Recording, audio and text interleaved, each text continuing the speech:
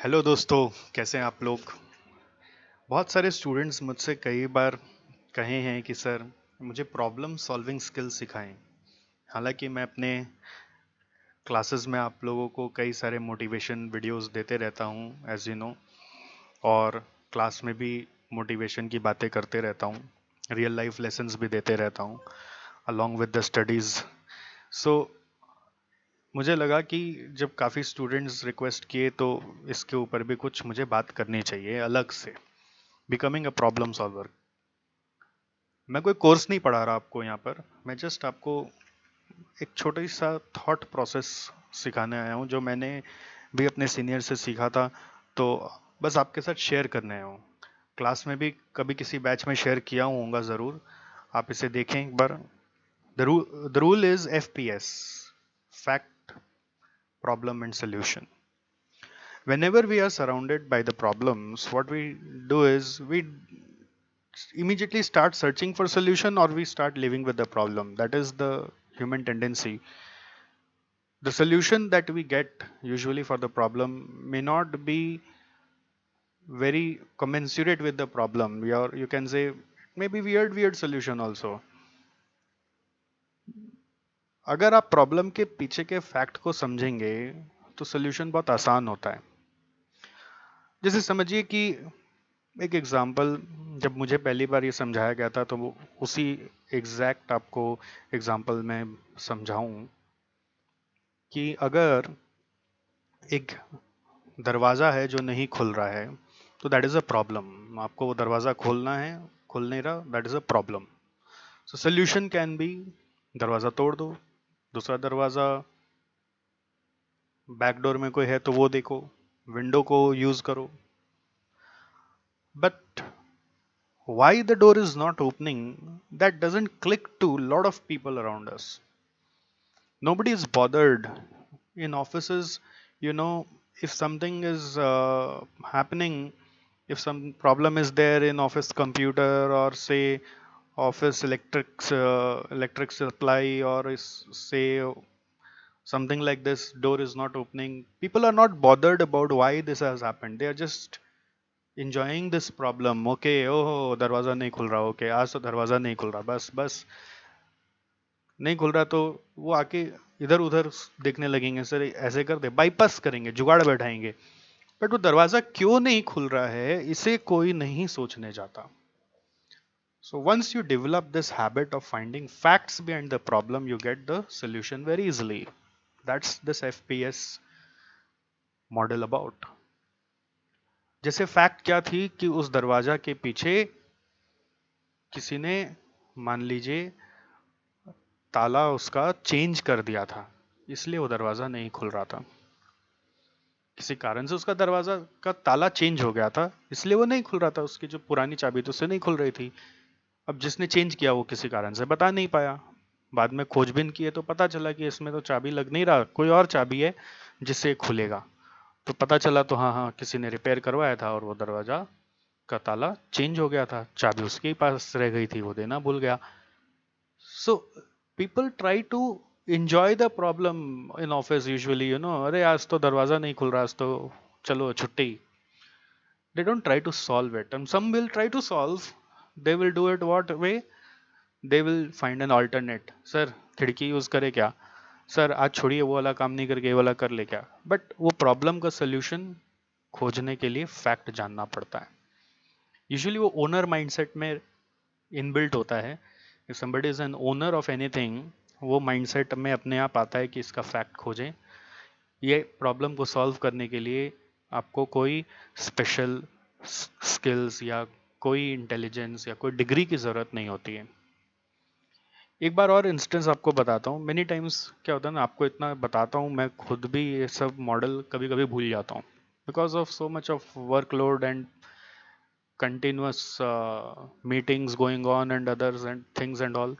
तो एक बार क्या हुआ कि मैं अपने टैब को यूज़ कर रहा था। ठीक है, टैब में इंटरनेट नहीं चल रहा है। Okay, so that's a problem. So internet नहीं चल रहा और मुझे टैब में ही काम करना था कुछ, बट नहीं चल रहा, इंटरनेट पकड़ नहीं रहा, वाईफाई उसमें। परेशान होके मैं अपने डेस्कटॉप में शिफ्ट हो गया और तुरंत अपने सर्विस वाले को बुलाया कि क्या टैब आप लोग मेंटेन करते हैं यहाँ पर, देखिए इसमें इंटरनेट नहीं चल रहा, वाईफाई को कौन वाईफाई का पासवर्ड वासवर्ड चेंज किया हो। तो सर्विस वाला आया, बोला देखता हूँ सर क्या हुआ है इसमें, देखता हूँ पासवर्ड तो कोई चेंज नहीं किया। मैं उसके ऊपर भड़क गया कि पासवर्ड तुमने ही चेंज किया होगा, बिना पूछे बताते नहीं हो मुझे, अपडेट नहीं रखते हो, कब क्या सेटिंग चेंज कर देते हो पता नहीं चलता, अचानक काम होता होता अटक जाता है, इमरजेंसी आ जाती है। तो वो आया और मेरे सामने क्या किया, जस्ट वाईफाई का जो बटन होता है ना यहाँ पर टैब में, बटन के जिसको क्लिक करते हैं हम लोग और वाईफाई ऑन ऑफ होता है, तो उसने वाईफाई को ऑन किया। एक्चुअली वो ऑफ था तो इंटरनेट नहीं चल रहा था। तो वो आके क्या किया, वही फैक्ट देखा कि क्या क्या चीज के कारण प्रॉब्लम आ रहा है, वाईफाई का पासवर्ड के कारण आ रहा है कि यू नो कि का लैपटॉप में प्रॉब्लम है, कि टैब में प्रॉब्लम है, कि आपने वाईफाई ऑन ही नहीं किया। और फैक्चुअली मैंने वाईफाई ऑन नहीं किया था तो चलेगा कैसे। When he did that I was so ashamed कि अरे यार, क्या हो जाता है कभी कभी हम लोगों को, जो चीज हम दूसरों को बताते हैं खुद ही भूल जाते हैं। ऐसा होता है, एब्सेंट माइंडेडनेस में हो जाता है। सो प्रॉब्लम को सॉल्व करने के लिए आपको करना क्या है, उसका फैक्ट जानना है। एक स्टूडेंट एक दिन आया, बोला कि यार मैंने कहाँ क्लास ले लिया, एकदम मुझे कुछ समझ ही नहीं आ रहा सर क्या पढ़ा रहे हैं, एकदम नहीं समझ में आ रहा। तो दूसरे स्टूडेंट उसको बोलते हैं क्या यार तू फिर वहाँ क्या क्लास लिया ही क्यों, तू अपने से क्यों नहीं पढ़ लिया, दूसरे का क्लास ले लेता, ये कर लेता वो कर लेता। सोल्यूशन आए जा रहे उसके पास इधर उधर से, खुद से तो सोच नहीं रहा कि क्या कारण हो रहा है, बट उसके पास सोल्यूशन पे सोल्यूशन आए जा रहे हैं। उसके दोस्त उसको सुझाव दे रहे हैं, तू मेरी नोट्स ले ले, जेरोक्स करा ले, अपने आप तो थोड़ा बहुत पढ़ना ही पड़ेगा।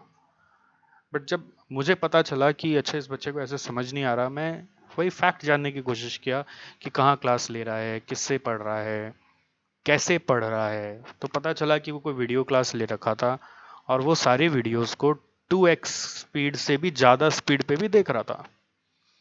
तो आज 3 घंटे की क्लास को यदि वो 1.5 घंटे में खत्म करेगा, 10 मिनट के कॉन्सेप्ट को वो 5 मिनट में सुन के खत्म करेगा, तो कहाँ से समझ में आएगा। उसको रियलाइज ही नहीं हो रहा, उसको लग रहा है बस मुझे समझ नहीं आ रहा, मुझे कॉन्फिडेंस नहीं आ रहा, मेरा आगे सब्जेक्ट बढ़ नहीं रहा। तो प्रॉब्लम सबको दिखता है, सोल्यूशन अपने प्रॉब्लम से जुड़े हुए होते हैं, बट आप अगर प्रॉब्लम के पीछे के फैक्ट को देखेंगे तो फैक्ट आपका प्रॉब्लम को बहुत इजीली सॉल्व करता है। तो उस बच्चे को यही समझना था कि उसे 2x पे नहीं देखना है क्लास, उसे नॉर्मल स्पीड पे देखनी है, और वहीं से प्रॉब्लम का सोल्यूशन है। वो जैसे ही समझ गया, हो गया काम। So what we do is, we start living with the problem. We don't try to find the solution of the problem based on the facts. जैसे इन इन निजी जिंदगी में भी कई सारे प्रॉब्लम्स होते हैं, जैसे किसी ने किसी को कुछ बोल दिया, ठीक है, तो उसे प्रॉब्लम हो गई, जिसने सुन लिया उसे प्रॉब्लम हो गई कि मेरे को कैसे बोल दिया। तो उसका सोल्यूशन आता है दिमाग में, आज से इससे मेरा रिश्ता खत्म, आज से मैं कभी इससे कुछ बात नहीं करूंगा, कभी इसके घर नहीं जाऊंगा, कभी अपने तरफ से चला के कॉल नहीं करूंगा, बात नहीं करूंगा। राइट, होता है ना ऐसा। तो हमने क्या किया, प्रॉब्लम देखा और उसके अकॉर्डिंग सोल्यूशन देखा, हमने ये नहीं देखा कि उसके पीछे का फैक्ट क्या है।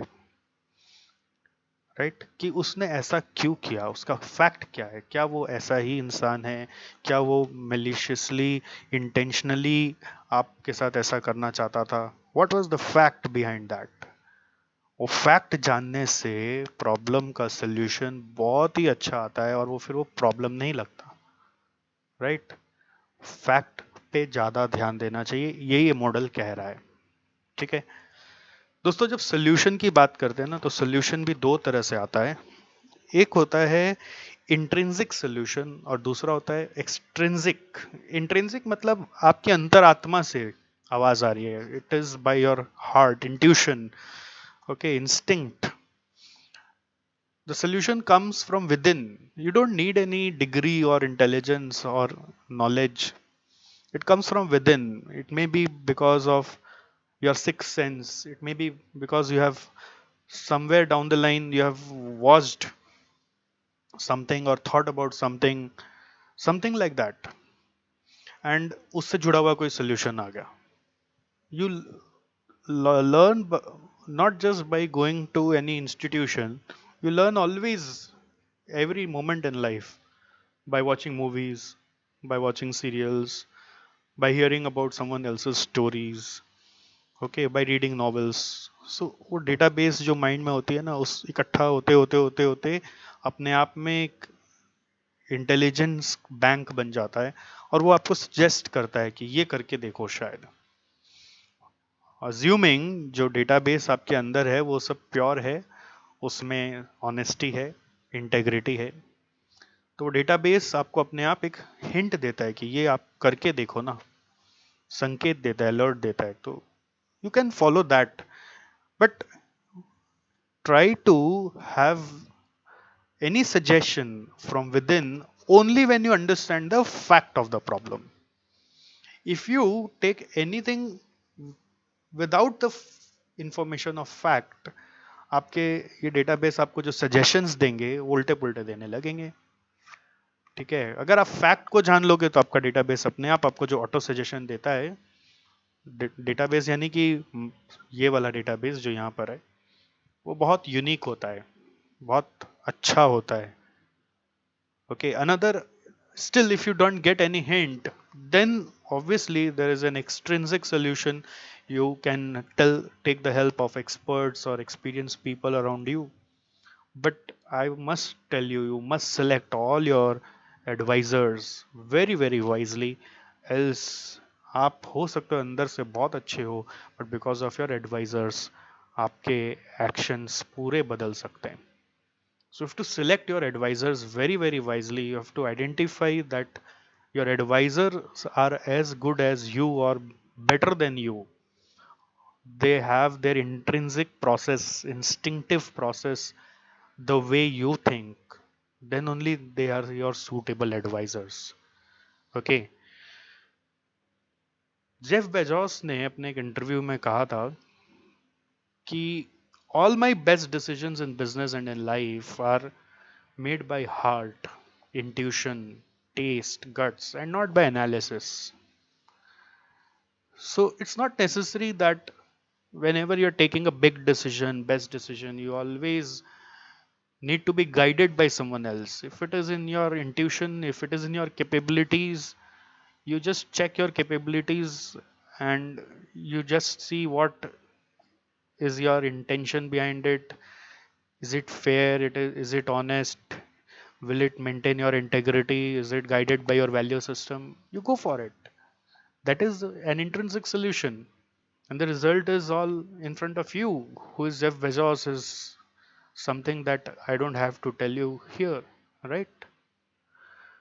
एक और अभी हाल में श्री कृष्ण प्रोग्राम आ रहा है, आप देख रहे होंगे सीरियल, बहुत ही उम्दा सीरियल. पहले रामायण में हम सब डूबे हुए थे, अब श्री कृष्ण शुरू हुआ है, तो ये भी बहुत ही रिसर्च किया हुआ एक हमारे माइथोलॉजिकल स्क्रिप्चर्स पे बना हुआ सीरियल है. आप देख सकते हैं स्क्रीन पे, आपके लेफ्ट साइड में कंस हैं और एक डार्क से कंस के एडवाइजर हैं. ये भी गजब कैरेक्टर चुन के फिल्म ये दिस सीरियल मेकर ने डाला है. इसके एक एडवाइजेस बहुत यूनिक यूनिक होती है, मतलब जो अश्योर करती है. मतलब मुझे तो ऐसा लगता है कि एडवाइजर भी भगवान ने ही बना के भेजा है कि कैसे कंस को डुबाना है. ऐसा एक एडवाइजर बना के भेजो इसके लिए. अगर कंस अपनी बुद्धि से चलता तो शायद इतना बुरा ना होता. ये एक्सट्रिंसिक इनपुट ले लेकर, बाहर से एडवाइजरी बुद्धि ले लेकर उसकी बुद्धि खराब होती चली गई, उसका पाप का घड़ा भरता चला गया. इस एपिसोड में जिसका मैंने ये फोटो क्लिप किया, एक बहुत इंटरेस्टिंग सीन होता है कि वसुदेव जी अपने पहले बच्चे को लाकर कंस के हवाले करते हैं because of his commitments made earlier to him. तो कंस उसे छोड़ देता है कि मुझे पहले से क्या भय, मुझे तो 8वें पुत्र से दुश्मनी है. ठीक, तो जब भेज देता है वापस कंस उसे कि तू ले जा अपने बेटे को, मेरे को इससे कोई दुश्मनी नहीं है, तो ऊपर नारद जी दिखा रहे हैं कि वो बोल रहे हैं श्री कृष्ण को जाकर, अरे भगवान आप इसे ऐसे ही इतने उदार बना दोगे तो इसका पाप का घड़ा कैसे भरेगा। तो भगवान बोलते हैं नारद जी को, रुको रुको रुको। फिर अचानक ये एडवाइजर उनको ज्ञान देता है कि विष्णु छलिया है, मायावी है। वो आकाशवाणी में कहीं भूल बोल दिया हो तो पहला ही अगर आठवां हो तो आठ, गिनती उल्टी हो गई हो तो 1 से 5, यहाँ से एक की गिनती की, यहाँ से एक की गिनती है, आपको कैसे पता, इसलिए आप सारे पुत्र को खत्म कर दीजिए, जितने उसके संतान हो सबको खत्म करिए। तो कंस जाकर सबको मारने लगता है और अपने पाप का घड़ा को और बड़ा करने लगता है और भरने लगता है। तो देखिए एडवाइजर्स आपके कैसे होने चाहिए, और आप कैसे अपने इंट्रिंसिक को फॉलो नहीं करके यदि हर समय एक्सट्रिंसिक को फॉलो करोगे तो क्या हो सकता है, ये मैं आपको जस्ट बताना चाह रहा था। Okay, select your advisers very very wisely.